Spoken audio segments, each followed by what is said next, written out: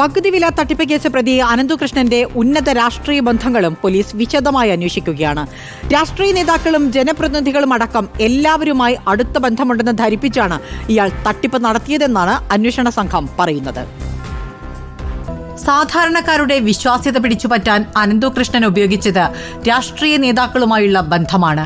എല്ലാ കക്ഷികളിലെയും നേതാക്കന്മാരുമായും ബന്ധമുണ്ടാക്കും. അവർക്കൊപ്പമുള്ള ഫോട്ടോകൾ പ്രചരിപ്പിക്കും. ഇത് വിശ്വസിക്കുന്ന സാധാരണക്കാരാണ് തട്ടിപ്പിന് ഇരയായത്. പ്രാദേശിക നേതാക്കളും ജനപ്രതിനിധികളുമാണ് ഇരുചക്രവാഹനം നൽകുന്ന പരിപാടികളിൽ പങ്കെടുക്കുന്നത്. വാഹനം ലഭിക്കാത്തവർ പരാതിയുമായി എത്തുമ്പോൾ നേതാക്കൾ ഇടപെടുകയും ചെയ്യുന്നു.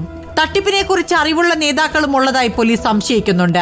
National NGO project consulting agency എന്ന പേരിൽ ട്രസ്റ്റ് അനന്തകൃഷ്ണൻ രൂപീകരിച്ചു. ബീന സെബാസ്റ്റ്യൻ ആക്ടിംഗ് ചെയർപേഴ്സണായ ട്രസ്റ്റിലെ അംഗങ്ങളാണ് അനന്തകൃഷ്ണൻ, ഷീബ സുരേഷ്, ആനന്ദ് കുമാർ, ജയകുമാരൻ നായർ എന്നിവർ. ഇവരെ കേന്ദ്രീകരിച്ചും അന്വേഷണം ഊർജിതമാണ്. കഴിഞ്ഞ വർഷം ഫെബ്രുവരിയിലാണ് ട്രസ്റ്റ് രൂപീകരിച്ചത്. 8 മാസം കൊണ്ട് പ്രതിയുടെ അക്കൗണ്ടിലേക്ക് എത്തിയത് 400 കോടിയിലധികം രൂപയാണ്. തട്ടിപ്പിനായി സംസ്ഥാനത്തൊട്ടാകെ രൂപീകരിച്ചത് 2500 NGO-കളാണെന്നും പോലീസ് പറയുന്നു. എന്നാൽ പോലീസിന് 4 കോടി രൂപയുടെ അക്കൗണ്ട് മാത്രമാണ് മരവിപ്പിക്കാനായത്. തട്ടിയ ബാക്കി തുക ഉപയോഗിച്ച് ഭൂമി വാങ്ങിക്കൂട്ടിയതായാണ് സൂചന. വിദേശത്തേക്ക് പണം കടത്തിയോ എന്നും സംശയിക്കുന്നുണ്ട്.